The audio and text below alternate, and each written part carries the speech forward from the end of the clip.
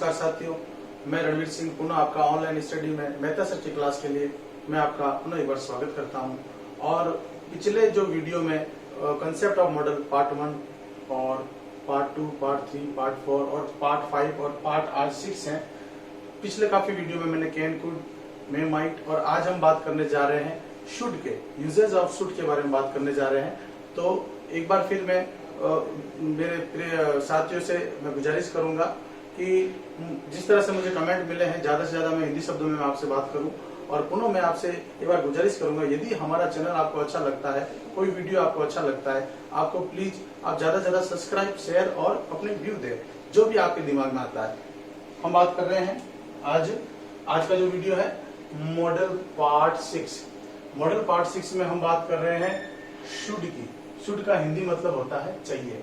अब शुड का first concept है गिव एंड टेक एडवाइस, यानी सलाह यदि दी जाती है या सलाह ली जाती है। जैसे हम कहते हैं ना दैनिक जीवन में हम तुम्हें जल्दी उठना चाहिए, you should get up early in the morning, तुम्हें एक्सरसाइज करनी चाहिए, यू शुड एक्सरसाइज डेली। तो जो भी सलाह देते हैं या लेते हैं उसके तहत उसे हम एडवाइस के तौर, एक शब्द है एडवाइस, गिव और टेक, यानी शुड में सलाह जो भी देते हैं या लेते हैं उसका पहला कंसेप्ट है। जैसे कि सबसे पहले subjects should, V1 other words, और इसका सेंस निकलेगा शुड का चाहिए, और ये सेंस प्रेजेंट का होगा। मैं एक बार फिर आपको बताना चाहूंगा कि मॉडल के अंदर किसी तरह का टेंसेस का यूजेज नहीं है।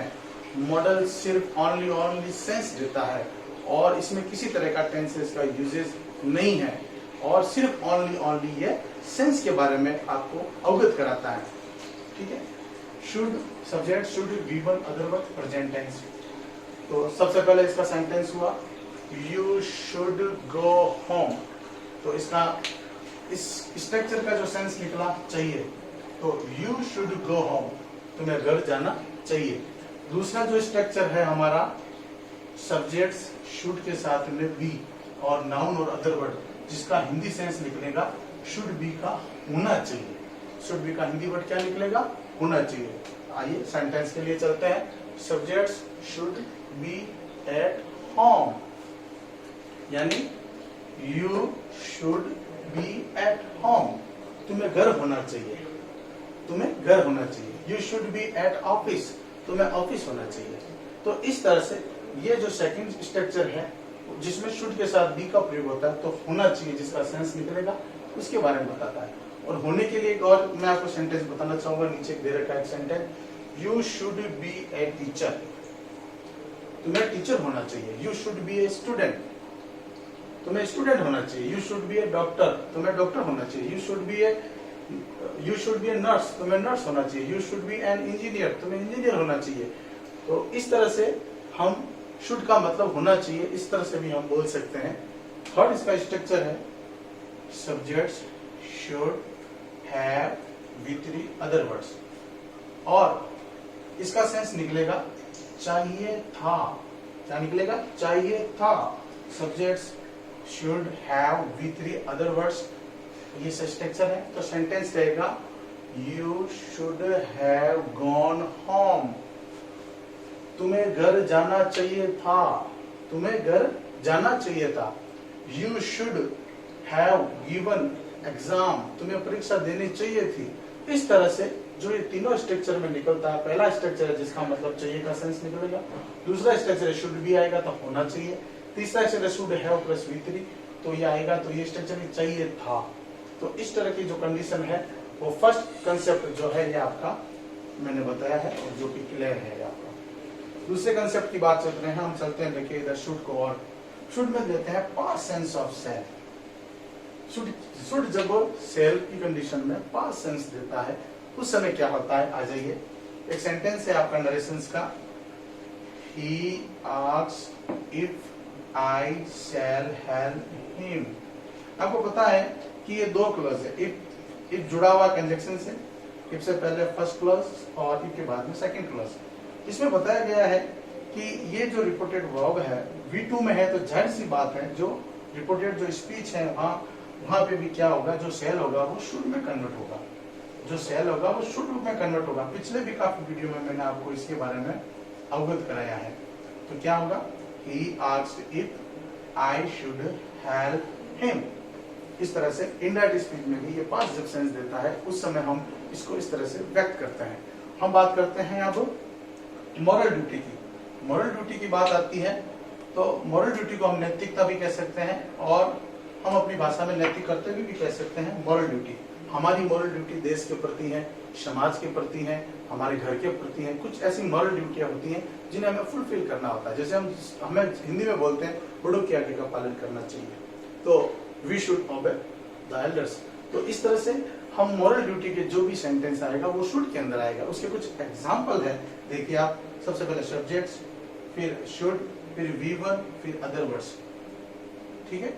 और इनके साथ में देखिए आप, we should obey the elders, हमें बड़ों की आज्ञा का पालन करना चाहिए।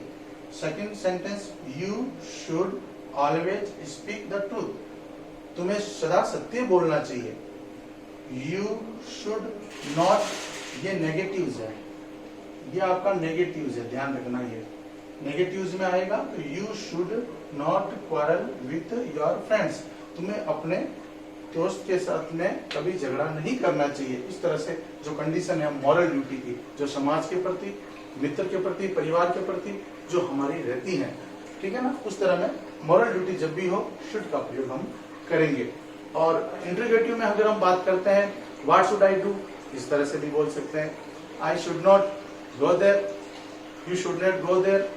तो इस तरह से नेगेटिव और इंटरोगेटिव का हम प्रयोग कर सकते हैं। हम बात करते हैं फिर एक कॉन्सेप्ट की।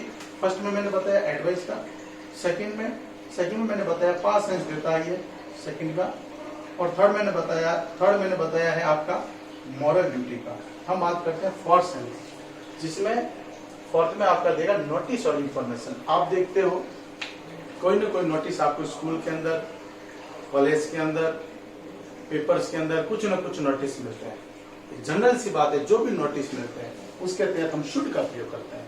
आप एग्जाम पेपर देते हैं, एग्जाम पेपर के ऊपर लाइन लिखी होती है, candidate should answer all the question, यानी प्रत्येक अभ्यर्थी को चाहिए सभी प्रश्नों का उत्तर देना, सभी प्रश्नों का उत्तर देना चाहिए। इसका मतलब यह है कि जो भी सूचना उसने सूचना दे दी है, अब उसको पालन करना आपका काम है।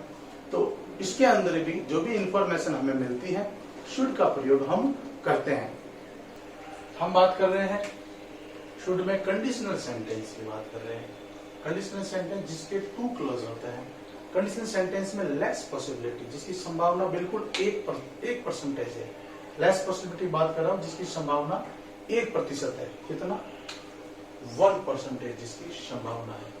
जैसे कि इसमें क्लोज देखो आप, पहले तो एक सेंटेंस होगा आपका, देख सकते हैं अपन कंडीशन में भी।